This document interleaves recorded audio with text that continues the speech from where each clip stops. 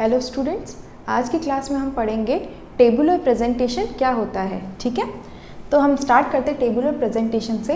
It is an orderly arrangement of data in rows and columns, यानी कि रोज और columns में वर्टिकली और हॉरिजॉन्टली फॉर्म में हमको डाटा को ऑर्गेनाइज करना है, अरेंज करना है, वो होता है आपका टेबुलर प्रेजेंटेशन।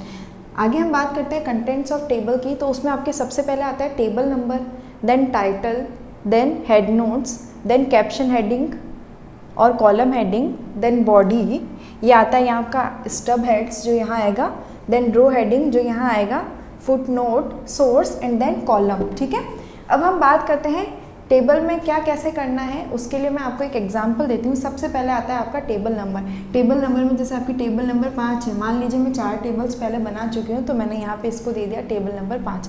टाइटल में क्या आएगा, आप किस चीज़ की टेबल बना रहे हैं। जैसे मान लीजिए मैं टेबल बना रही हूँ कंपेरिजन ऑफ बॉलर्स, यानी मैं क्रिकेट पे टेबल बना रही हूँ। आपके क्रिकेट के जो आपके बॉलर्स प्लेयर्स हैं उनकी मैं टेबल बना रही हूँ। हेड नोट में आपके क्या आता है, और आपको अगर कुछ सब हेडिंग देनी है तो इसमें जैसे मैं दे देती हूँ यहाँ पे हेड नोट में इंडियन बॉलर्स फ्रॉम 2010 टू 2020, यानी कि ये मैंने कंपैरिजन ऑफ बॉलर्स के बाद में एक और सब हेडिंग दे दिया है, हेड नोट दे दिया है कि मैं इंडियन बॉलर्स को लूँगी और 2010 से 2020 के टाइम पीरियड में। फिर यहाँ पे बात करती हूँ मैं स्टब हेड्स की एंड रो हेडिंग की। यहाँ पे आपका आ जाएगा नेम ऑफ प्लेयर्स। ठीक है, यहाँ जैसे आ जाएगा आपका रन्स, यहाँ पे विकेट्स, यहाँ पे उनका एवरेज एंड देन यहाँ उनकी इकोनॉमी। ओके, तो ये हो गया आपका कॉलम हेडिंग और कैप्शन, और ये हो गया आपका स्टब हेड, और यहाँ आपकी रो हेडिंग आएगी। जैसे हम कुछ प्लेयर्स के नाम लिख देते हैं, जैसे युवराज, चहल, पांड्या, जडेजा, रैना। ठीक है, अब यहाँ पे जैसे मान लीजिए मैं लिखती हूँ युवराज ने जैसे मान लीजिए 20,000 रन बनाए हैं, चहल ने 15,000, पांड्या ने 20,000, जी यहाँ पे 18,000, 10,000। एग्जाम्पल दे रही हूँ, मुझे नहीं पता इन्होंने एक्चुअल में कितने रन बनाए।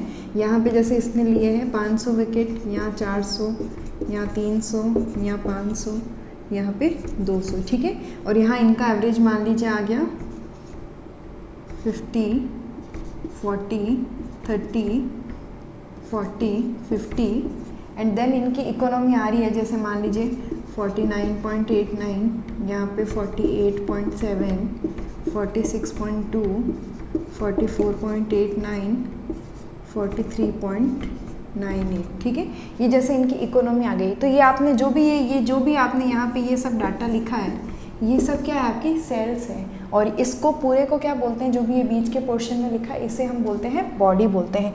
फिर हम बात करते हैं फुट नोट की। फुट नोट में आप क्या लिखते हैं कि जैसे मान लीजिए पूरी टेबल में इसमें आपको कुछ स्पेसिफिक चीज़ बतानी है। जैसे मान लीजिए मैं लिख देती हूँ Pandya is good among all the bowlers. ठीक है, मतलब कुछ स्पेसिफिक चीज़ मुझे बतानी है कि हाँ ये फुट नोट में। अब मैं यहाँ पे तो इसको शो नहीं कर सकती, यहाँ पे तो सिर्फ मैं जो नंबर्स के फॉर्म है उसी में शो करूँगी। तो मैंने अलग से फुट नोट में लिख दिया कि पांड्या इन सब में सबसे बेस्ट है, डिस्क्राइब कर दिया। सोर्स में क्या आएगा कि ये जो भी मैंने रन, विकेट, एवरेज, इकोनॉमी, ये सब मैंने डाटा लिया, ये सब मैंने कहाँ से लिया है। तो मान लीजिए मैं लिख देती हूँ ये सब मैंने लिया है BCCI से। ठीक है, तो ये आपकी टेबल बनाने का तरीका हो गया। कंटेंट और टेबल में 10 चीज़ें आती हैं, table number, title, head notes, column heading और caption heading, body, stub head, row heading, footnote, source, and आप एक कॉलम को भी इंक्लूड कर सकते हैं। तो ये 10 आपके कंटेंट्स ऑफ टेबल्स हैं, इनको याद रखिएगा। ये मैंने आपको एक एग्जांपल दे दिया। सोर्स में टेबल कहाँ से ली गई है, इस टेबल के अंदर जो भी आपने डाटा लिया है वो कहाँ से लिया गया है। फुट नोट में कुछ स्पेसिफिक चीज़ आपको कुछ डिस्क्राइब करनी है तो वो आप यहाँ पे लिख सकते हो। ये हो गया आपका कंटेंट ऑफ टेबल। ठीक है, अब हम बात करते हैं क्लासिफिकेशन ऑफ डाटा। टेबल के लिए आपको डाटा किस तरह से आप क्लासीफाई कर सकते हैं। क्लासिफिकेशन ऑफ डाटा पहले भी पढ़ चुके हैं, फिर भी मैं आपको बता देती हूँ। सबसे पहला आता है आपका क्वालिटेटिव। क्वालिटेटिव यानी आपको क्वालिटीज़ बतानी है। जैसे मान लीजिए रूरल, अर्बन, अनएम्प्लॉयड,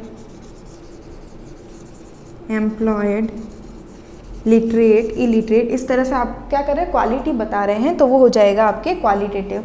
फिर बात करते हैं क्वांटिटेटिव की। क्वांटिटेटिव में आपके नंबर्स के फॉर्म में आ जाएगा, जैसे 0 to 20, 20 to 40, 40 to 60, 60 to 80। आप किसी की सैलरी बता रहे हैं, किसी के मार्क्स बता रहे हैं, तो वो इस तरह से आपका जो नंबर की फॉर्म है वो क्वांटिटेटिव हो जाएगा।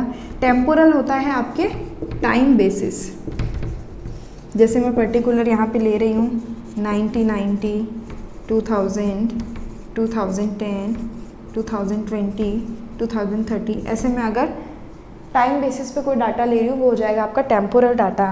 एंड देन स्पेटियल होता है आपका टेरिटरी वाइज, यानी कि ज्योग्राफी लोकेशन पे बेस्ड। जैसे मैंने एरिया ले लिया पाली, जोधपुर, सीकर, जयपुर, बीकानेर, कोटा, तो वो आपके क्या हो जाएगा, स्पेटियल डाटा। तो क्लासिफिकेशन ऑफ डाटा कितने तरीके से कर सकते हैं, 4 तरीके से। क्वालिटेटिव, क्वालिटी के अकॉर्डिंग, क्वांटिटेटिव, नंबर्स के अकॉर्डिंग, टेम्पोरल, टाइम के according, and then spatial, territory के बेसिस पे, ज्योग्राफिकल लोकेशन पे। फिर हम बात करते हैं मेरिट्स ऑफ टेबुलर प्रेजेंटेशन की। टेबुलर प्रेजेंटेशन के मेरिट्स क्या क्या है। सबसे पहले सिंपल एंड ब्रीफ प्रेजेंटेशन। अब देखिए आपके पास में पूरा डाटा, तो आपको टेबल बनाने में ज़्यादा टाइम नहीं लगेगा, आपको बस ये याद रखना है क्या क्या चीज़ कहाँ आती है।